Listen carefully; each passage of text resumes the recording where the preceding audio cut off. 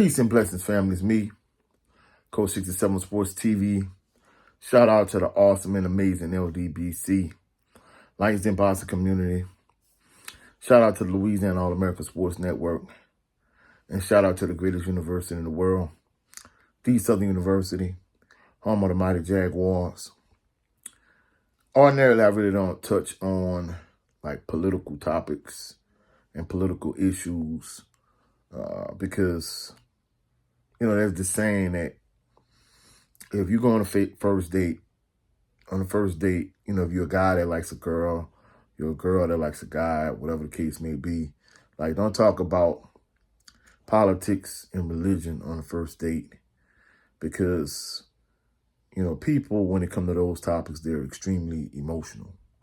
So that's why, like on the first date, people try to steer clear of those particular topics until you really establish that you like a person, maybe like the third date or so, or whatever the case may be, then you may have some of these difficult conversations.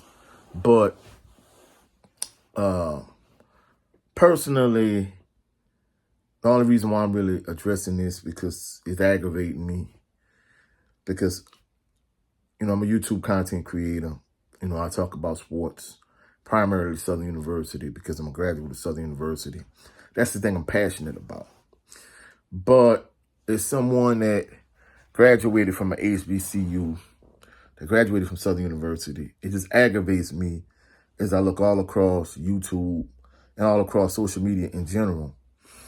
In large droves, I see black women just dragging black men and blaming black men for Kamala Harris not being elected as president. And first and foremost, I think the blame should be pointed at the Democratic Party as opposed to blaming black men. First of all, just from the analytics and the numbers alone, black women make up the largest voting bloc for the Democratic Party. The second biggest voting bloc for the Democratic Party is black men. So in this election, black women and black men are the two largest voting blocs. So what the Democratic Party did is what they always do. They use these Willie Lynch divide and conquer type tactics because, the way everything is set up in the grand scheme of things in terms of white supremacy, black is at the bottom globally, not just in this country, all around the world.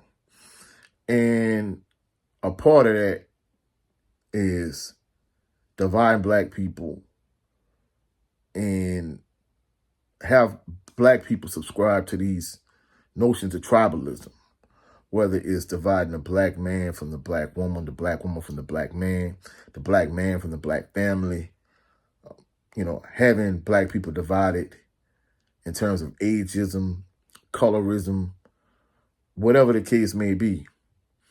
Even tribalism when it comes to this new push for FBA, fundamentally black Americans.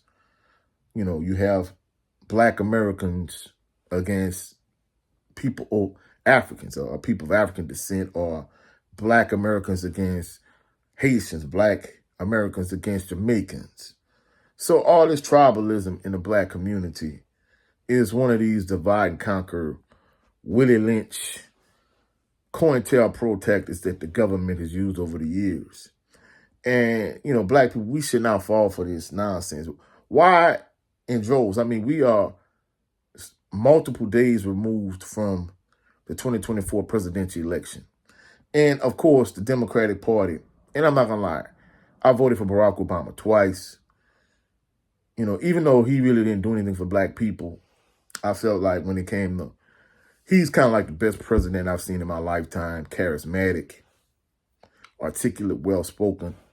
But for the Democratic Party, send him out, trot him out, and have him, because they knew she was going to lose, and for them to set it up to where you could point the finger and blame black men once she lost, to me, that's trash. And maybe not on a local level, but from a national level. I mean, I don't understand why black people in droves and in mass vote for the Democratic Party. I mean, to each his own, But for them to scapegoat and set it up to where once she loses, black men will be blamed and black women to buy into this rhetoric and this nonsense is ridiculous. And as I speak, literally all across social media, you got feminist black women just blaming black men for her not being elected. And, you know, not only did Barack Obama not have any smoke for other ethnic groups, whether it be white people, white men and white women, Latino men and women, Asian men and women, any other ethnic group. But you got all the smoke for black people. That's, to me, that's sad. That's trash of the Democratic Party. And instead of addressing the issues that concern black people, they won't do what they typically do and continue these divide and conquer techniques and these divide and conquer tactics. To me, is ridiculous. It's asinine, and I don't understand why and droves black women falling for this nonsense and believing this false rhetoric and this false narrative that the Democratic Party is pushing. I mean, if anything, if black people are your biggest voting bloc and they make up the base of your party, why not try to accommodate black people? But instead, because you don't want to offend other races and other groups of people, you don't do nothing for the black people. You demand black people vote for you, but you don't do anything for black people. And then on the flip side, you set it up to where black men are being blamed when she wasn't elected, and saying black men are misogynistic, so on and so forth. And the thing about it is, the thing they don't realize is there's a lot of issues with the Democratic Party. I'm not talking about like one or two. I'm talking about a lot of issues on a lot of different levels. I mean, if I did a live stream, I probably could further break it down. But to me, it's insane. It's ridiculous. So instead of addressing the problem, you just set it up to where basically, you know, you're blaming black men. And the thing the Democratic Party needs to realize is like this fake racial identity politics, like people are no longer subscribing to that in droves the way they used to. Like, we're looking at policy, we're looking at issues that concern black people. And if you're not addressing it, then, hey, it is what it is. You can't blame black men for us not being like sheep and blindly loyal to the Democratic Party. And not only that, but I mean, Kamala Harris, she underperformed with every demographic. I mean, black women voted for Hillary Clinton more than they voted for Kamala Harris. I mean, it's the truth. And she underperformed with not only black women, but black men and every other voting bloc. She underperformed.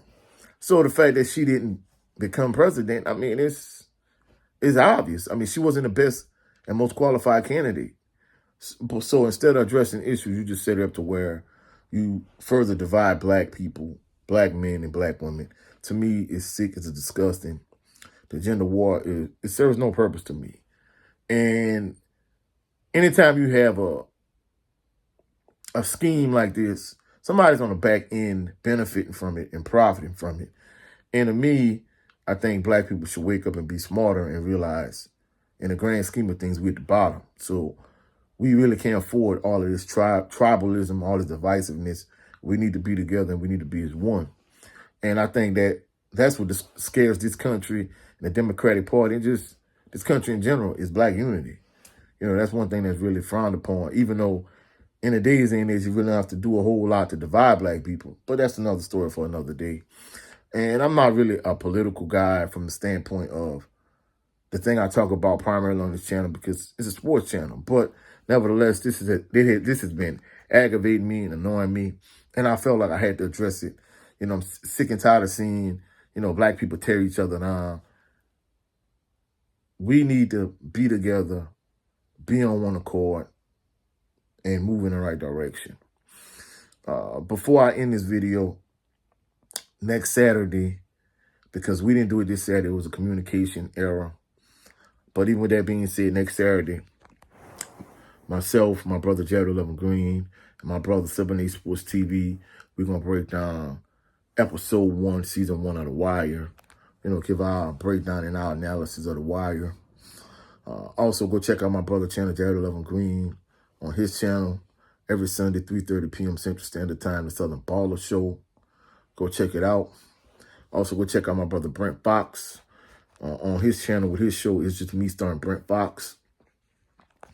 And also go check out my brother 7A Sports TV.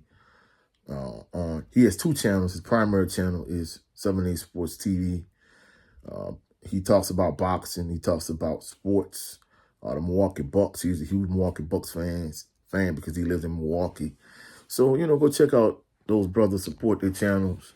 And also go check out his backup channel, primarily though, LDBC General. We're trying to get that channel to 1,000 subscribers. So, go sub to the brother channel. And hopefully you enjoyed this video. I don't do a whole lot of political commentary, but I had to address this issue because it's been aggravating me. It's been annoying me. And I just had to address it. So that's it for this video. If you found any value in this video, please like the video, share the video, comment in the comment section, subscribe to the channel. Also click the notification bell so you can be alerted anytime I post any new videos. For all my members of Jaguar Nation, all my Southern University fans, I am going to do a post-game reaction after the game. I'll catch y'all on the rebound. Y'all have a blessed, phenomenal day. Peace and blessings.